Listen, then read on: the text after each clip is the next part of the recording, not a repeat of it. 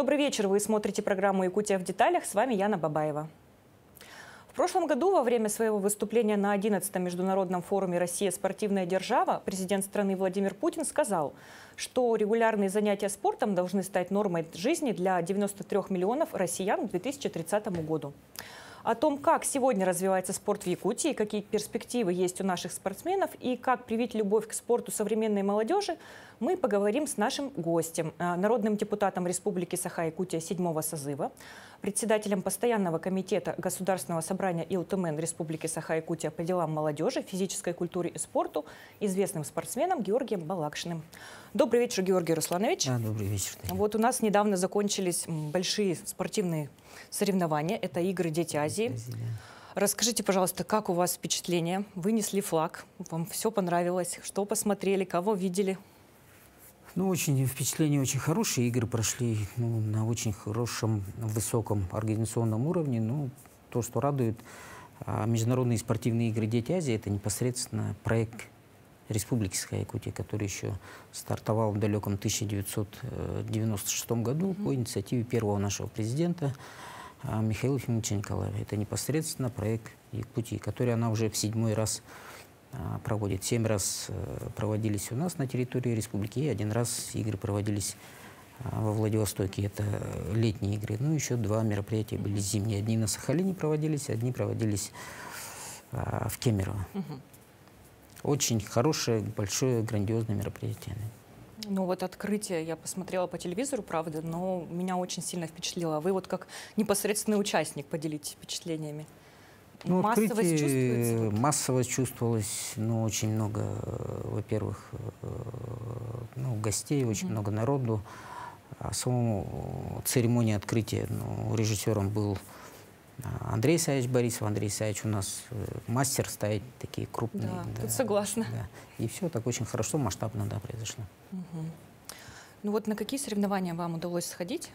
Соревнований я посетил немного. Бокс, это понятно, так как я непосредственно в свое время занимался боксом. Еще ряд мероприятий я посетил. Просто у меня очень много в это время было гостей, прежде которых надо было мне сопровождать, возить туда. Кого встречали? Первым у нас приехал Николай Сергеевич Валуев, мой давний друг, депутат Государственной Думы. С ним еще было 2 депутата, это Шолохов и Марков. Я в основном ими занимался 4 дня. Потом, после их отъезда, через день приехал генеральный секретарь Федерации бокса Российской Федерации Татьяна Анатольевна Кириенко и двукратный олимпийский чемпион Саитов Олег Эликпаевич. Уже непосредственно я с ними.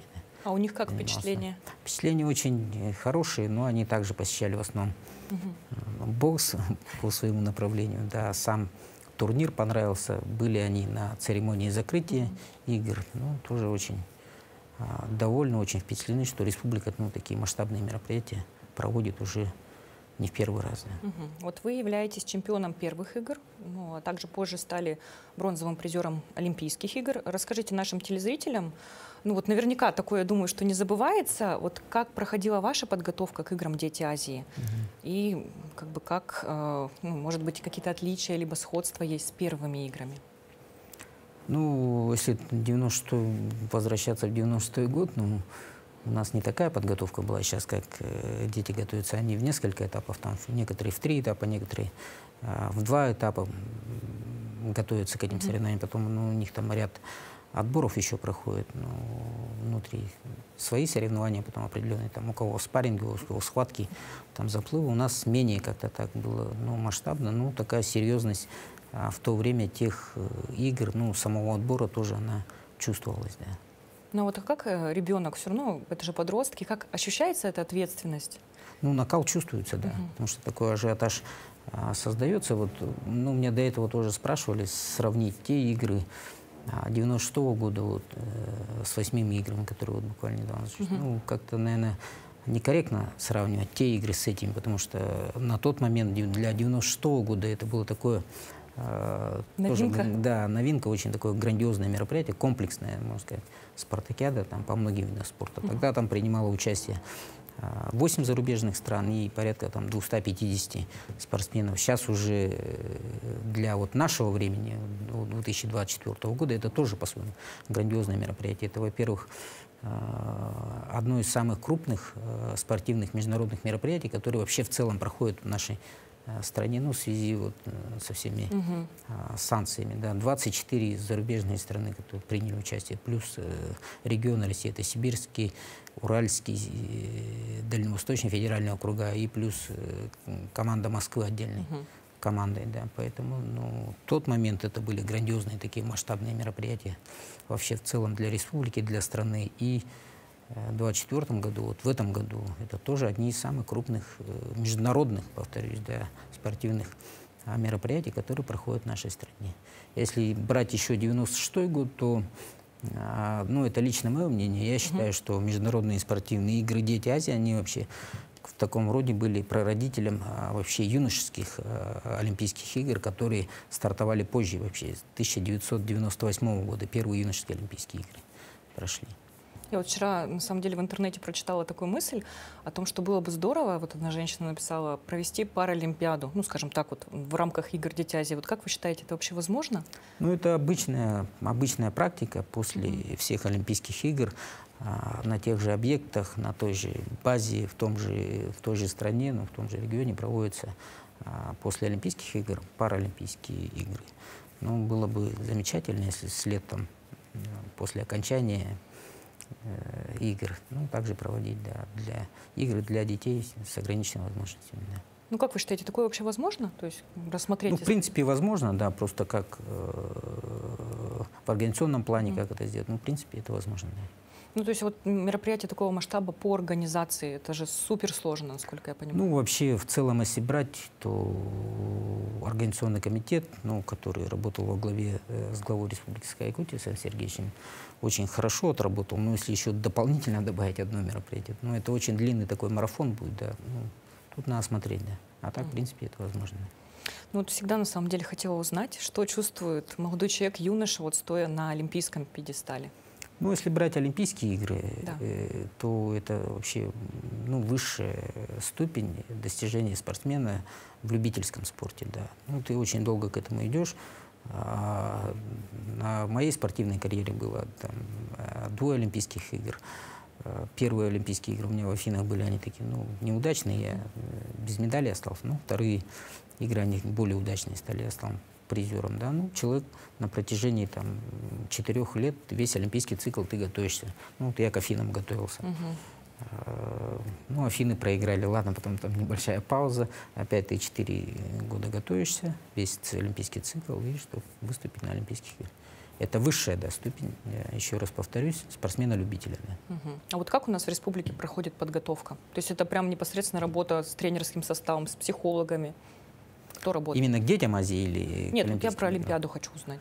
Ну, последнее время, если брать, вот сейчас те Олимпийские игры, которые в августе у нас будут в Париже, ну, непонятно, что творится вообще в международном спорте, в Международном олимпийском комитете. Наши спортсмены будут выступать кто-то там под нейтральным флагом, кто-то не будет. Очень многие, кстати, сборные сейчас отказались вообще выступать. Боксеры не будут выступать. Вот недавно тоже борцы заявили, что команду не будут выставлять. Ну, непонятно, такие вещи творятся, да, где очень сильно ущемляются права и наших спортсменов. Ну вот как вы считаете, стоит выходить под нейтральным флагом или все-таки нужно гордо нести свой? Ну тут, если тут такие двояки, ну у меня тоже у самого лично двоякое мнение. Если брать в целом, то ну, у спортсменов вообще там у 80-85% спортсменов, да, одни олимпийские жизни в год. Ну, за их всю спортивную карьеру одни олимпийские игры. Там и под процентов 15, ну, может, максимум 20, которые могут принимать участие на там 2 или 3 или более олимпийских игр. Да, а процентов 85 у них за всю их спортивную карьеру одни олимпийские игры. Один шанс, да, за всю карьеру. Поэтому тоже вот, ну, мы недавно, кстати, с Павлом Павловичем Пенигиным на эту тему разговаривали, да, я говорю, Павел Павлович, мы, говорю, счастливые с тобой люди. Я говорю, Вот мы застали то время, когда выступали и под флагом своей страны, и с гимном страны, и в экипировке страны. Ну, таких ущемлений не было. А сейчас все так создается, что наши спортсмены не принимали участие на Олимпийских играх. А если так брать Олимпиаду в целом, то какие Олимпийские игры без сборной команды Российской Федерации? Да? История повторяется. Вот в свое время, если вернуться, 80-й год, когда Олимпийские игры проходили в городе Москве, капиталистические страны не приехали на эту Олимпийские игры. Потом 84-й год игры проводились в Лос-Анджелесе. Соответственно, уже соцлагерь туда не поехал. Тоже вот. После этого сделали, вначале были соревнования «Дружба», как таковые назвались, где уже приезжали и кап-страны, и соцстраны, где они соревновались вместе. После этого сделали игры доброй воли. Игры доброй воли, первые игры доброй воли там стартовали 5 или 6 или 7 июля 84-го года. Да. Соответственно, уже после этого провели несколько игр доброй воли. Прошли. Я, кстати, застал последние игры доброй воли в 2001 году. Да. И после этого как-то более-менее ситуация устаканилась. Да. Сейчас опять по-новому мы к этому возвращаемся. Да. До этого было принято решение, что в этом году в Российской Федерации провести игры дружбы. Да. Как-то пока ситуация неизвестна, будут ли они вообще или не будут. Да. Хотя говорят, что спорт вне политики, да? А вот на самом деле спорт очень, да, хотя и говорят, но он очень политизирован. Вот, а как вы считаете, у наших ребят, которые сейчас, можно сказать, выпускники игр «Дети Азии», есть шанс потом в ближайшем будущем попасть на Олимпиаду, если мы представим, что все здорово, все замечательно, мы все помирились, и наши спортсмены едут на Олимпиаду? Есть шанс вот по подготовке, по уровню? Если брать очень много примеров, я являюсь призером Олимпийских игр. Вера Бирюкова является олимпийской чемпионкой по художественной гимнастике. Тушенбаяр Найдан, который дзюдоист из Монголии, он чемпион или финалист игр «Дети Азии» тоже. И Олимпийских игр. Потом Арсен Галстян и много-много-много таких имен, которые начинали свой путь с игр «Дети Азии», в итоге стали чемпионами или призерами Олимпийских игр. Леонид Николаевич Спиридонов, сейчас министр по физической культуре и спорту Республики Саха-Якутия, тоже является победителем первых игр. После стал чемпионом Азии и участником 2 Олимпийских игр. Да. Таких примеров много. Да. То есть, получается, если ты все-таки попал на игры «Дети Азии», то жизнь тебя со спортом свяжет навсегда практически. Как таковой трамплин, да. Потому что это для многих спортсменов первый международный старт, где они определенные барьеры они для себя переходят. Да. Чемпионский титул — это все-таки что? Борьба над самим собой, борьба с соперником, либо, скажем так, работа над техникой уже финальная, или это характер, или это все сразу? Это все вкупе, да, должно быть у тебя. И очень хорошо должен быть спортсмен, трудоспособным, трудолюбивым, плюс сила, плюс воля, плюс рядом хороший тренер, и при этом должны как-то звезды, наверное, еще сойтись, да, чтобы человек выиграл. Да. Как обычный пример, 2004 год, Олимпийские игры. В принципе, я остался без медали, но после этого я смотрю как на пьедестал. Из 4 спортсменов 3 я выиграл. При этом сам остался без медали. Поэтому тут как-то все должно так вкупе сойтись. А вот как, не знаю, взять себя в руки? То есть проигрыш для спортсмена — это же все равно удар и для тренера его. Вот как собраться и показать всем, что ты можешь, что ты достоин? Это надо рассердиться или настроиться именно? Как спорт, как сказать... Бывают взлеты, бывают падения, да. При этом как-то не ломаться надо, к своей цели идти. Как вы считаете, какой из видов спорта на сегодняшний день заслуживает особенного внимания? Понимаю и уважаю вашу любовь к боксу, но почему-то мне кажется, что порой как-то не так много внимания уделяется у нас в республике спорту, где могут принимать участие девочки. То есть почему-то все у нас там борьба, бокс. Как-то хочется больше внимания, что ли, художественной гимнастики. Если брать бокс, вольную борьбу, да, это, те виды спорта, можно назвать их, да, наши традиционные уже, как для нас, виды спорта, где у нас есть олимпийцы, есть чемпионы Олимпийских игр, призеры Олимпийских игр. Если брать, вы говорите, виды спорта, где могут себя как-то реализовать девушки, сейчас, что далеко ходить, «Дети Азии». Наши девочки в художественной гимнастике, да, там упражнений с обручем, ну, заняли. Да, золото. Да, взяли золото. По легкой атлетике девушки выступают. Если брать, ну, тот же бокс, ту же вольную борьбу, ну, девушки сейчас принимают участие и в вольной борьбе, и в боксе. У нас одна девушка также стала второй на международных спортивных играх Дети Азии. Поэтому тут нельзя, ну, неправильно говорить, что девушкам у нас мало внимания уделяется. Есть игровые виды спорта, волейбол, баскетбол и так далее. Да. Ну вот как вы относитесь к тому, что девушки занимаются боксом? Ну, лично сам я как-то свыкнуть с этим не могу, но время как-то оно идет, поэтому... В итоге это становится какой-то нормой, да. Ну, хотя сам я не воспринимаю, да. Вот хочу с вами поговорить про развитие спорта в целом.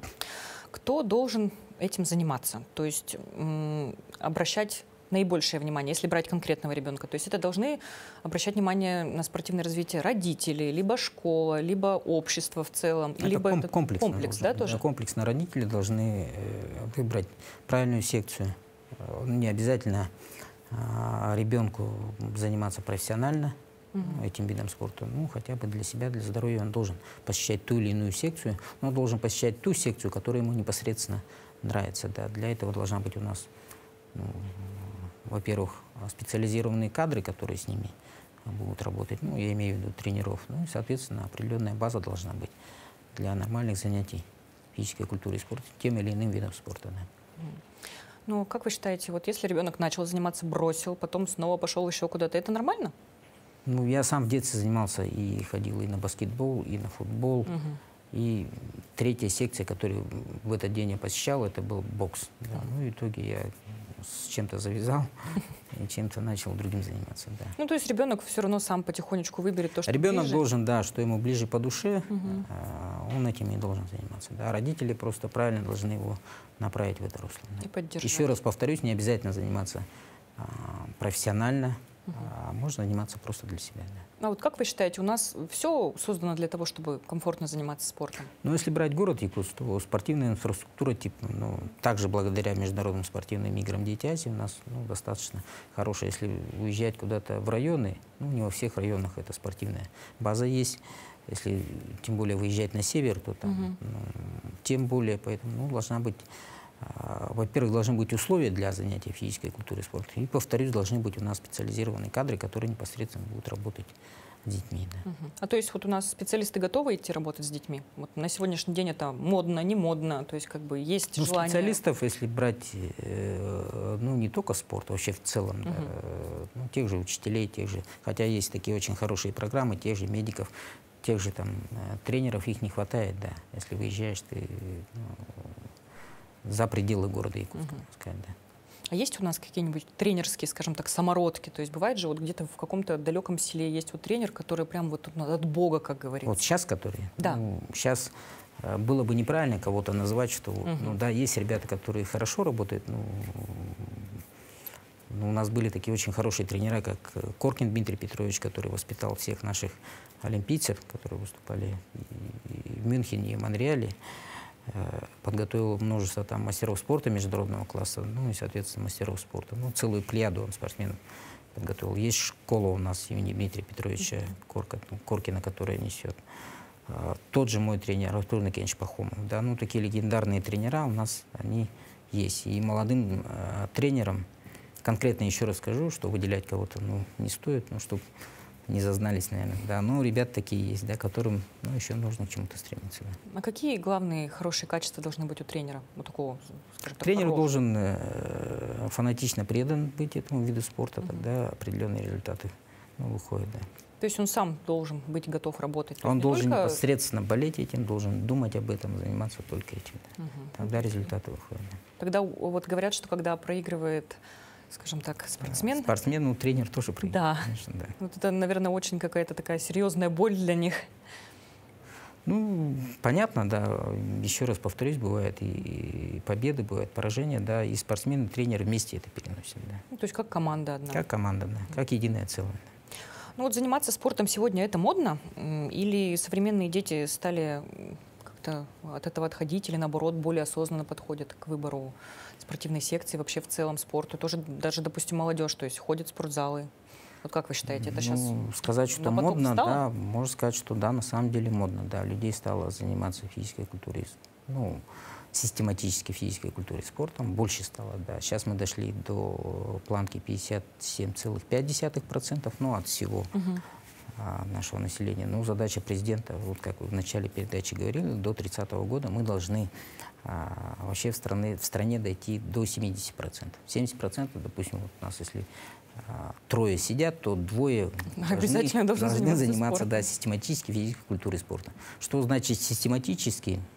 Это ты должен или 6 часов в неделю заниматься спортом, или 3 раза посещать зал, да. Поэтому, ну, к этому мы идем, да. И в республике эта работа ведется тоже. Если, допустим, ну, так, на мой взгляд, сравнивать 2004-2005 год, когда я там утром выходил бегать, ну, на зарядку, то практически никого не было. Там единицы были, 1-2 человека, которые занимались. Там бегали или еще что-то делали. Сейчас я, если утром выхожу на зарядку, ну, пробежаться, то уже очень много, и приятно так смотреть, очень много бабушек, дедушек, ну, таких пожилых людей, которые занимаются скандинавской ходьбой. Ну, помимо этого, молодежь, которая тоже занимается физической культурой. И в глаза это бросается, да, что да, люди занимаются спортом. А вот как вы относитесь к тому, что, вот, например, вот у нас мэр города Якутска Евгений Николаевич Григорьев, он выходил, делал мастер-класс прямо на площадь, можно было с ним в этот момент сходить позаниматься спортом. Вот как вы считаете, это эффективно? Это очень эффективно. Эффективно дети идут вообще заниматься спортом тогда, когда из этого региона их кто-то, ну, выигрывает такие крупные соревнования, как Олимпийские игры. Допустим, после того, как я там стал призером Олимпиады, прям толпами шли дети, ну, на бокс. Вот сейчас два наших молодых спортсмена, там, Лев Павлов и Медловец, они выиграли золотые медали на первенстве Европы по вольной борьбе. Ну, соответственно, сейчас у нас все пойдут ну, очень многие дети пойдут, мальчики пойдут заниматься вольной борьбой. Второй момент — это когда такие знаменитые спортсмены или знаменитые личности приезжают в этот регион, проводят там мастер-класс. Ну, вот Евгений Николаевич сейчас провел там утреннюю зарядку или еще что-то, то, соответственно, дети также будут. Ну, должны равняться на кого-то, да. А вот ваш коллега, депутат Николай Валуев, проводил же мастер-класс? Николай Сергеевич, ну, у них такая программа очень насыщенная была. Да, мы успели, просто заехали, встретились с волонтерами, ну, в штабе заехали, встретились, провели беседу. А как таковых мастер-классов не было, да. Ну, на этот раз не было. Насколько я знаю, раньше проводил, когда приезжал. Раньше проводил он, да, приезжал, проводили мы встречу с детьми. Ну, здесь как-то все так очень нас сжато было, поэтому такой возможности не было. Значит, ждем в следующий раз. Ну, дай бог приедет дальше. Ну вот сейчас очень большое внимание уделяется нормативам ГТО. Ну, то есть, как бы это опять же стало как-то модно, что вот у меня есть значок, можно сказать. Это хорошо забытое старое, но при этом такое классическое, качественное.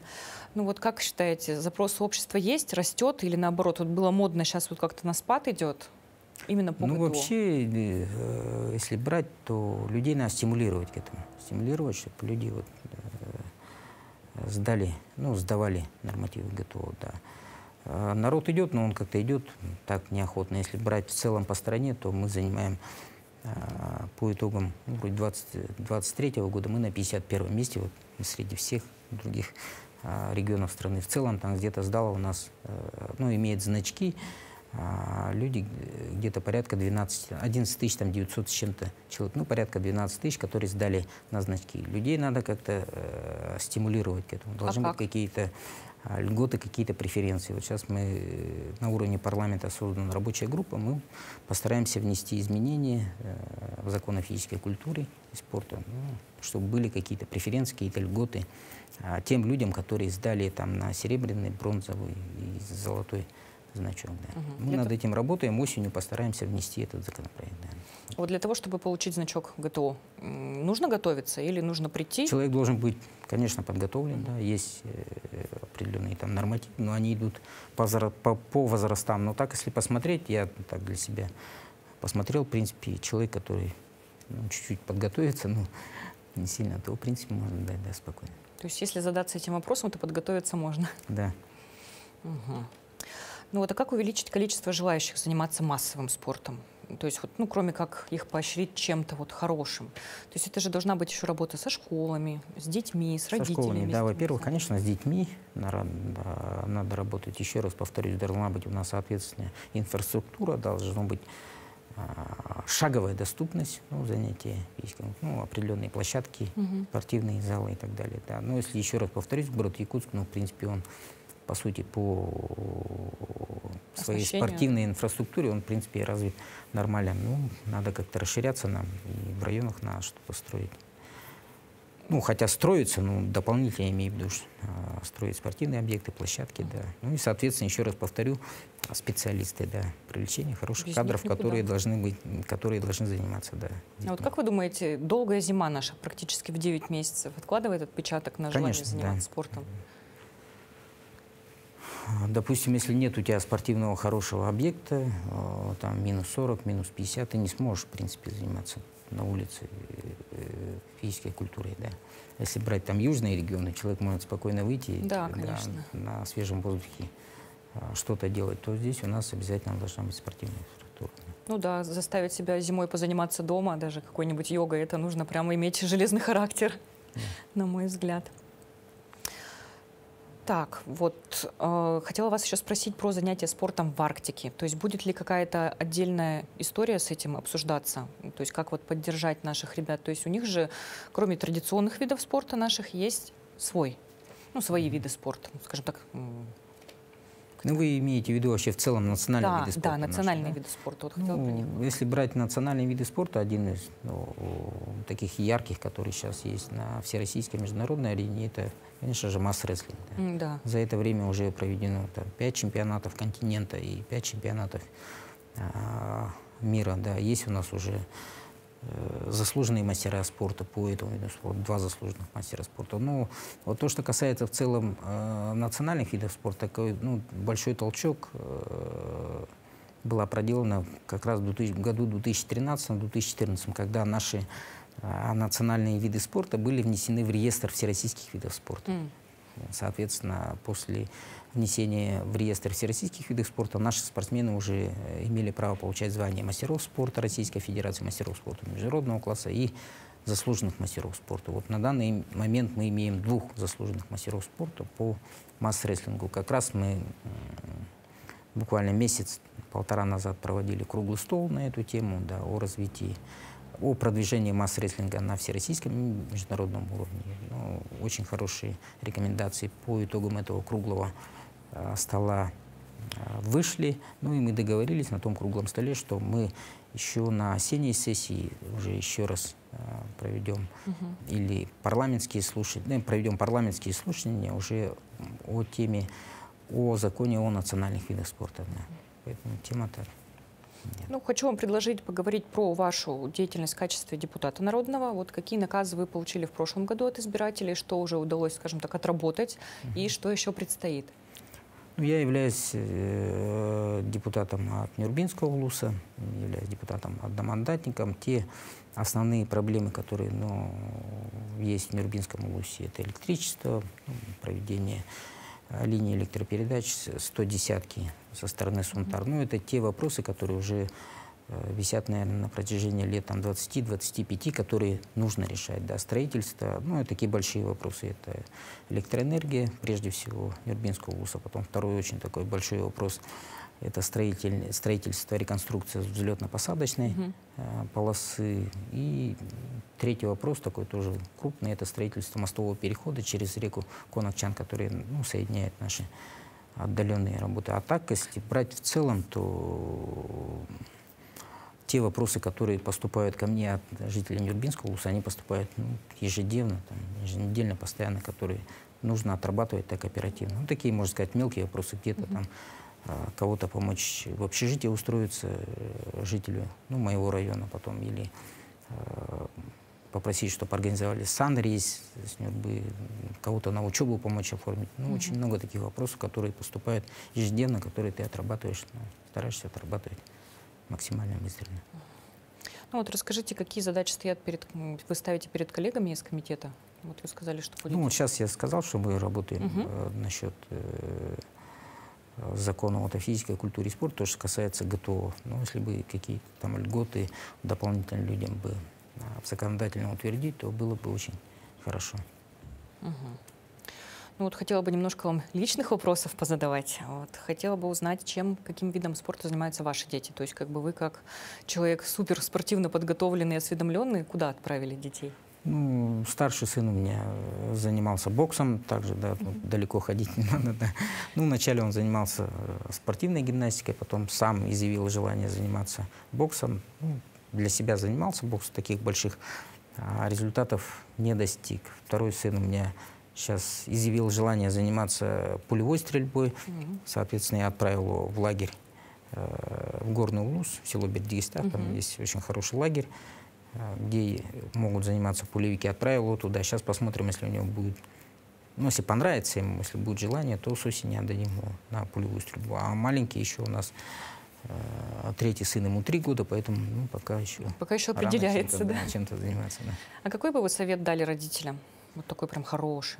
Ну, родителям обязательно детей надо отдавать в спорт. Не обязательно, еще раз повторюсь, что дети должны заниматься профессионально. Не обязательно, там, что все у нас будут в будущем олимпийскими чемпионами. Но при этом занятие тем или иным видом спорта очень укрепляет здоровье. Поэтому для детей, для общего развития это очень полезно. Они должны заниматься спортом. И именно тем спортом, который дети сами хотят. Да. А вот как родителям, они же порой бывают, как сказать, свои амбиции реализовывают за счет своих детей. Вот как человеку сдержаться все-таки, не заставлять, вот я вот мечтала заниматься танцами, надо дочку отправить, вот как побороть себя? Ну, ребенок сначала попробует, да, если понравится, останется в этом виде спорта, если нет, то надо отдавать другой вид спорта. Да. А вы сейчас находите время для занятий? Ну, я стараюсь, да, тренироваться, да, для себя. Вот я раньше ходила в Дахсун заниматься, вас там частенько видела. Ну, я стараюсь заниматься так, потому что сейчас я уже не профессионально занимаюсь спортом, поэтому так чисто для поддержания формы. А вот сколько времени профессиональный спортсмен проводит в спортзале? Ну, если брать профессиональную подготовку, когда я был профессиональным, ну, профессиональным спортсменом, то у меня было, если на учебно-тренировочных сборах я находился, то было 3 тренировки в день, ну, то есть 2 тренировки и зарядка. То есть у тебя график, ну, дневной график, ты утром встал, пошел на зарядку, пришел, принял душ, пошел позавтракал, лег спать, потом опять идешь на дневную тренировку, опять приходишь, принимаешь душ, идешь, обедаешь, ложишься спать, отдыхаешь. Да, потом в 5 часов у тебя 3-я тренировка, ты идешь, тренируешься, также приходишь, принимаешь душ, идешь, ужинаешь, и потом у тебя там часа 2 на себя. Ну и вот такими микроциклами ты работаешь. Да. А сейчас, ну, рекордов ставить не надо, поэтому я захотел. Вот, говорите, вы пришел, видели меня в Дахсуне, пришел в Дахсун, побегал. Или сейчас можно тренироваться на свежем воздухе, пошел утром, побегал. Ну или пошел в зал, там в зале поработал. Да. Ну вот насчет тренировок на свежем воздухе у нас бывают иногда товарищи в интернете спорят, говорят, что у нас Якутск достаточно пыльный. Вот как вы считаете, можно? Ну просто нужно выбирать правильные места, да, где можно заниматься и без пыли. Есть у нас все-таки есть места. Очень хорошие места, где можно, да, заниматься спортом. А вот воркаут-площадки? Ну они в черте города находятся, да, поэтому, ну, может, и говорят, что они пыльные, да. Я стараюсь бегать или по набережной, или где-то за городом. Ну вот со спортом разобрались, а вот сейчас у народного депутата какое расписание? Ну, обычный график, я депутат-постоянник, с утра приехал на работу, работаю в комитете. Ну, вечером, если у меня там есть время, стараюсь или время с семьей проводить, или тренироваться, или с друзьями, да. Или утром тренироваться до того, как я поеду на работу. А хобби у вас сейчас какое-нибудь есть? Ну, как такового нету, но стараюсь выезжать на охоту. Ну, когда у нас идет сезон охоты, ну, на рыбалку. Вот летом рыбалка, да? Охота, рыбалка, да. Классические увлечения. Как раньше мы анкеты заполняли у всех, ну, когда в сборной команде страны были, еще тоже нам анкеты выдавали. Ну, для представления спортсменов там, для представления спортсменов, да, то у всех стандартно. Охота, рыбалка, или там чтение книг, охота, рыбалка, чтение книг, да. Примерно то же самое. Я благодарю вас за интересную беседу. Спасибо, что пришли к нам в студию, ответили на вопросы. На этом программа «Якутия в деталях» подошла к концу. С вами была Яна Бабаева. Смотрите нас по будням в 19:15. Расскажем обо всем в деталях.